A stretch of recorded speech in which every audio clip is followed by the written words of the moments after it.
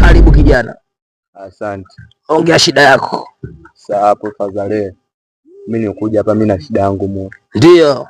Wae ni kijijini kule mlima bonge moja la shamba la bangi. Shamba kubwa? Shamba lenyewe.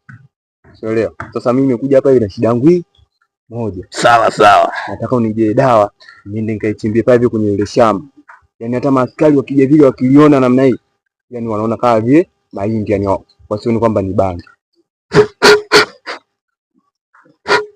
Dawa ipo kijana. Dawa ipo. Ngoja tukupatie dawa kijana. Hii unaiona kijana? Hii nenda kachimbie katikati ya shamba, halafu kia polisi akija hawezi kuona, anaona mahindi tu.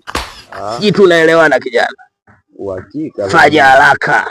Ila nikuulize swali moja. Ndio. Hivi masuala ya bangi na ushirikina vinaingilianaje?